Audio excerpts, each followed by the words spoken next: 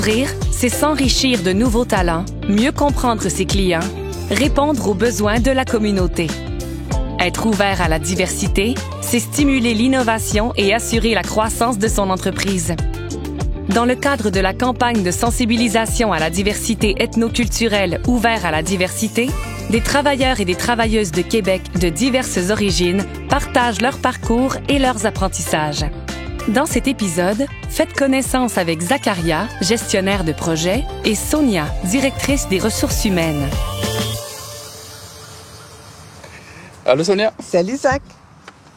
Ça va? Ça va bien toi? Oui, super. Oui. Hey, est-ce qu'on commence déjà? Allons-y, on plonge dans le feu de l'action. On a des questions. Vas-y en premier. Ben, je commence. Je vais piger la première question. Alors, Zach, raconte-nous, en fait, comment on s'est rencontrés? Ben, on s'est rencontrés à Paris. C'était en 2017. C'était en juin 2017. C'était pendant les journées Québec. Journée de recrutement à Paris. Ouais. Donc, c'est là où j'avais un rendez-vous avec LGS pour un premier entretien d'embauche. Ouais, en effet. Exact. C'est quand même un très beau souvenir. Ouais, une rencontre très courte. Ouais. Quand même, trop courte, mais qui nous a amenés... C'était des entretiens express. Ouais, en effet. Exactement. Parfait. Tu veux que je pise une question? Allez, vas-y. Alors... Bon, c'est une question pour nous deux. Ça dit décrivez votre relation actuelle. Je te laisse commencer. Ouais, je vais y aller. Ben en fait, c'est ça, c'est drôle, hein? Une petite rencontre de 15-20 minutes à Paris qui, après ça, avec toute la suite du processus, puis j'ai eu la chance, en fait, d'avoir l'espèce de mandat d'accompagner là, le volet, ben c'est ça, le volet accompagnement en immigration, fait que ça fait qu'on a eu des occasions de se parler un peu plus, puis en fait, ta conjointe et toi, vous avez démontré vite une grande ouverture, là. C'était visible que vous aviez fortement envie de comprendre comment ça marche ici, tout ça, puis une extrême gentillesse, puis fait qu'on a discuté beaucoup. Je me souviens là, des premières discussions. J'étais fascinée, j'étais enchantée là, de discuter avec vous aussi ouvertement. Plein de choses qu'on vit différemment un et l'autre, mais qu'on est comme curieux de comprendre, puis dans un grand respect. Là. Fait que... En fait, c'est ça. Notre relation aujourd'hui, oui, on a des souvenirs professionnels, mais c'est beaucoup plus amical, je pense. Plus que là, ça ouais, aussi, c'est donc ça. Dernièrement, j'ai une soirée avec ta femme, on est allé prendre un café. Ouais. C'était tellement une belle discussion, là. Fait que c'est ça. C'est une relation très riche. Si j'avais quelque chose à dire, c'est pas assez fréquente. Ah, OK. Bah, on va corriger ça. Mais c'est vrai, tu as raison. Je pense que ça a commencé d'un entretien où, je me rappelle ta question aussi, quand tu m'avais posé la question, c'était quoi ma motivation? Je t'ai dit, écoutez, madame, j'ai pris l'avion du Maroc à Paris pour passer l'entretien. Je pense que c'est une bonne motivation d'aller vivre à Québec. Et oui, c'est ça. Après, on a eu des entretiens aussi à distance pour valider mon profil, donc avoir mon contrat aussi, l'accueil ici. Donc après, c'est allé au-delà du cadre professionnel. Maintenant, on est amis, donc c'est une bonne relation, je dirais. Ouais, je suis bien d'accord avec toi. Parfait. Si tu veux, tu peux piger une autre question. On continue. Alors, la prochaine question... tiens, on pourrait... Celle-là aussi, on pourrait, je pense, tous les deux commenter là-dessus. Donc, parler brièvement d'une réussite commune dont on est fier. Mm-hmm. Qu'est-ce que tu aurais à dire, toi, là-dessus? Moi, je me rappelle à un moment, quand on travaillait ensemble, on avait parlé du sujet d'un atelier de francisation pour les conjointes de nos collègues qui arrivaient généralement de l'Amérique du Sud, qui avaient un petit peu de difficulté avec le français. Donc, on avait organisé un atelier en interne où on était des bénévoles à donner des cours aux conjoints et conjointes qui travaillaient pas avec nous, mais qui avaient besoin de renforcement en français. Je pense que la réussite, c'est déjà le fait de cerner le besoin, voir un petit peu c'était quoi le besoin de ces personnes-là, essayer d'y aller graduellement avec elles. Ouais. Et je pense que c'était une belle réussite aussi. Ah, je suis d'accord. Je pense à 2 personnes, entre autres, pour qui ça a fait une différence. Ça. C'est pas moi qui avais donné les ateliers, mais t'as bien raison. Moi, j'en ai une autre, en fait. Assez tôt, quand on s'est connus, autant ta femme que toi, on savait très bien qu'on avait des différences culturelles assez importantes quand même. Puis on s'est vite dit, je me souviens que toi, t'as dit, il n'y a pas de tabou, on se pose n'importe quelle question, on se parle de tout. De toute façon, on sait qu'on est respectueux. Puis on l'a fait. On a vraiment partagé plein d'affaires. Quand j'étais allée boire le thé puis manger chez toi avec des Brésiliens. Puis exact. Fait que ça c'était vrai là. Mais ça, je pense, c'est important aussi parce que au début, c'est comme toute relation, il faut tout se dire. Il faut tout se dire pour avoir une bonne base de départ. Et je pense que c'était important aussi de se dire les choses qu'il faut. Peut-être c'est des choses qui vont un petit peu peut-être déranger ou mettre mal à l'aise dans un premier temps, mais ça a aidé aussi à comprendre la personne, à comprendre aussi le cadre dans lequel on s'installait. Donc je pense que c'était une belle réussite. On y est arrivé. On y est arrivé. Exact. Alors, tu piges une autre question? Allons-y. OK, prochaine question. Décrivez où vous vous trouvez et en quoi ce lieu est significatif pour vous. Ouais, c'est un excellent choix de lieu. Le parc Chauveau, en fait, ça fait plusieurs années que moi je viens ici pour marcher dans les sentiers là qui longent la rivière. Tu sais, il y a comme une trentaine de kilomètres au total. Évidemment, j'ai jamais fait les 30 kilomètres en une seule fois. Mais chaque tronçon est différent, en fait. Là, il y a même des parties plus urbaines et tout. C'est un petit peu mon havre de paix. C'est l'endroit où j'ai besoin de me retrouver souvent là. Okay. Fait que là, en ce moment, on est dans un espace un peu plus aéré, on va dire là, qui fait comme plus parc, mais tout près là, il y a la rivière, le sentier, tout ça. Fait que voilà, c'est mon havre de paix. Je pense que toi aussi, tu c'est ça. Tu as parlé des 30 kilomètres. Moi, je te dirais déjà dans un premier temps, le parc Chauveau, je pense que c'était le premier parc où j'avais découvert les couleurs de l'automne. C'était en septembre 2018. Bien sûr. Et on habitait en Basse-Ville, donc on prenait le bus. On n'avait pas de char à l'époque. Je prenais le bus, soit moi, soit tous les deux avec Iman. Et c'est là où on avait pris nos premières photos de printemps, parce qu'il y avait vraiment des couleurs magnifiques. Ouais.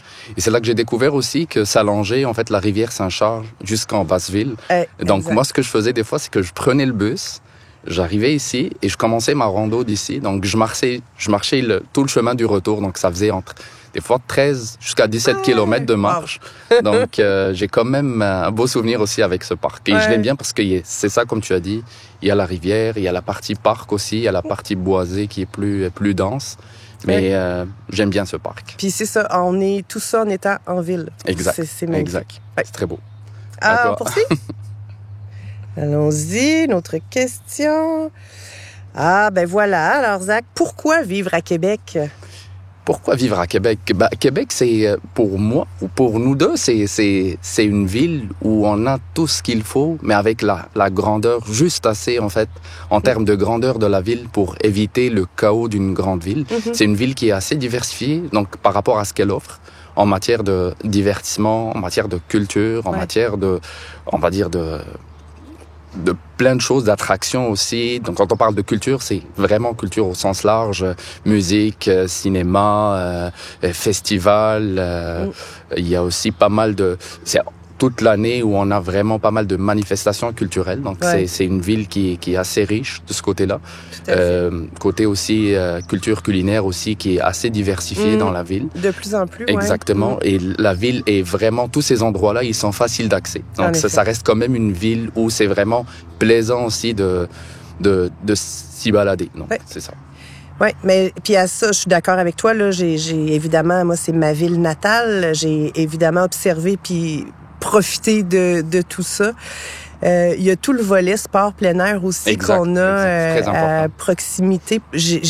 Pour les familles, là, c'est facile. Il y a beaucoup de choses qui sont gratuites. En plus, c'est facile de faire plein de choses, de bouger, de sortir, prendre l'air et tout. Fait que pour moi, il n'y aurait pas d'autre choix. C'est ça, il y a beaucoup de parcs aussi. Il y a beaucoup de parcs, beaucoup de nature aussi. C'est vraiment très beau. Oui. Puis quand on pense au volet culturel, justement, mes dernières vacances, je suis restée à Québec, puis j'ai profité de la ville, puis j'ai fouillé pour voir tout ce que la ville pouvait m'offrir pendant mes vacances. Puis... on a eu une belle programmation d'été aussi, côté culturel. Oui. J'ai découvert des spectacles d'opéra, puis un spectacle de cirque, puis tu sais, plein de petites choses là comme ça. Généralement, c'est gratuit aussi. Oui, voilà. Dans des lieux qui sont magnifiques. Aussi. Voilà. C'est parfait. Je vais piocher une autre question. Pioche. Ouais. Alors, prochaine question. Trouver un travail est la priorité pour les nouveaux arrivants. Pourquoi est-ce si important? Écoute, tu le sais plus que moi, mais de mon point de vue, je pense que, tu sais, le travail, c'est là où on passe une grande partie de notre vie. On côtoie des gens, on se réalise, on se développe, on se surpasse. Puis ça fait partie de qui on est, puis ça fait partie de notre bonheur, je pense là. Fait que un nouvel arrivant qui arrive ici, s'il y a pas de travail, premièrement, ça va être difficile de s'intégrer, de comprendre, de connaître là, qui sont les gens avec qui ils vivent maintenant là. Fait que ne serait-ce que pour faciliter l'intégration, mais c'est ça, tout le volet accomplissement, tout ça là, je pense que ça passe par là. Mais toi, qu'est-ce que t'en penses? Je pense aussi que le travail, c'est vraiment le premier pas vers l'intégration parce que, comme tu as dit, on passe 7 à 8 heures par jour avec des personnes, avec nos collègues. Généralement, c'est des collègues de différentes origines, mais surtout, on va dire, des locaux. Oui. C'est là où on apprend un petit peu on apprend l'accent québécois, on apprend les expressions québécoises. Ah oui, on a ça, un accent, des expressions. Exact. On a aussi on a une idée sur les coutumes, aussi les us et coutumes on va dire de la société québécoise. Et ça, je me rappelle aussi au début avec Iman, quand on rentrait le soir du travail, donc ça nous faisait toujours la découverte du jour, l'expression du jour, le mot du jour. Et je pense que c'est très important aussi le travail parce que ça aide aussi à comprendre l'autre. Même après, quand on va faire l'épicerie, quand on va sortir, on sait déjà un petit peu à quoi s'attendre. On commence à comprendre plus rapidement l'autre personne qui nous parle. Donc, je pense vraiment le travail, c'est la clé déjà de l'intégration et c'est vraiment le premier pas pour l'intégration. Ouais. Pour créer des liens amicaux aussi. Exactement, là, exactement. Être entouré de gens, ça facilite. C'est exactement parce que ça évolue. Généralement, on en est l'exemple aussi. C'est des collègues la relation collègue qui évolue aussi avec le temps. Ouais. Et c'est vraiment très important pour un nouvel arrivant de se créer un réseau aussi. Et ça passe aussi par le travail. Oui, tout à fait.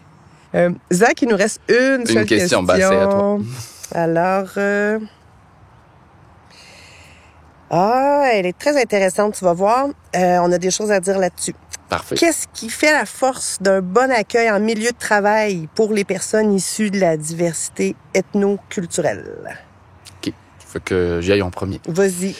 Je dirais la force d'un bon accueil, c'est déjà, il faut aller au-delà de juste l'intégration professionnelle ou au travail, parce que la personne, elle s'en vient ici, elle a presque pas de repères.